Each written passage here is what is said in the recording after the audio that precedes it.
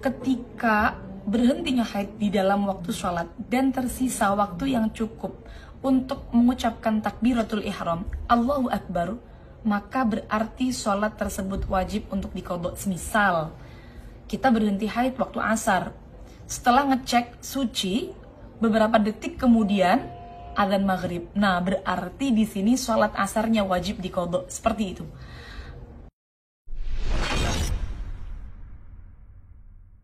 Bismillahirrahmanirrahim. Assalamualaikum warahmatullahi wabarakatuh. Teman-teman sekalian, kembali lagi dengan saya. Sekarang kita akan membahas tentang masalah qadha sholat saat datang haid dan juga saat berhenti haid. Mungkin teman-teman sekalian sudah pernah lihat video saya yang di NU online yang ini. Nah, karena kemarin kita pembahasannya di story tentang qadha sholat saat datang haid dan berhenti haid yang ini, maka saya rasa perlu lagi untuk bikin videonya. Jadi untuk qadha sholat saat datang haid yang perlu diperhatikan adalah yang pertama, untuk selain daimul hadas. Daimul hadas itu berarti perempuan atau seseorang yang tidak bisa sholat dan bersuci tanpa hadas. Jadi selalu hadas seperti itu. Baik hadasnya berupa istihadah, berupa darah, atau berupa keputihan, atau beser, atau yang lainnya. Bagi selain penderita daimul hadas, maka bila mana datangnya haid ini di dalam waktu sholat dan sudah melewati jarak waktu yang cukup untuk digunakan sholat seringan mungkin, tapi dia belum sholat, maka sholat tersebut wajib untuk diqadha. Semisal masuk zuhur jam 12, kira-kira untuk sholat seringan mungkin ini hanya butuh waktu sekitar 4-5 menit, itu sudah sangat cukup, atau bahkan 3 menit bisa. Nah, kok dalam waktu ini dia belum sholat, kemudian kok datang haid, maka berarti sholat zuhurnya wajib untuk diqadha, seperti itu.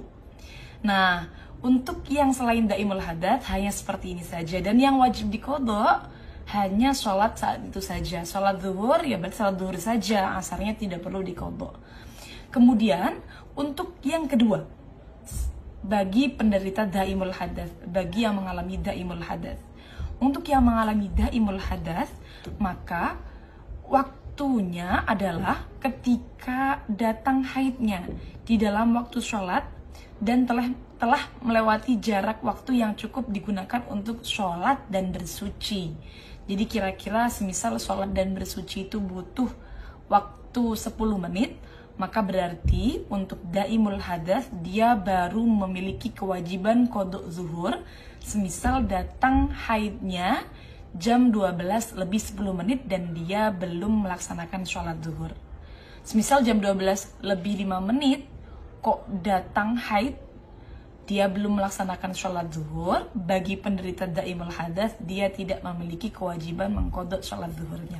Seperti itu teman-teman untuk datang haid, kewajiban mengqadha sholat saat datang haid. Nah, selanjutnya untuk permasalahan berhentinya haid, maka berbeda dengan yang tadi. Kalau permasalahan berhentinya haid, yang perlu diperhatikan adalah yang pertama, ketika berhentinya haid di dalam waktu sholat dan tersisa waktu yang cukup untuk mengucapkan takbiratul ihram, Allahu Akbar, maka berarti sholat tersebut wajib untuk diqadha. Semisal kita berhenti haid waktu asar, setelah ngecek suci, beberapa detik kemudian adzan maghrib. Nah, berarti di sini sholat asarnya wajib diqadha. Seperti itu.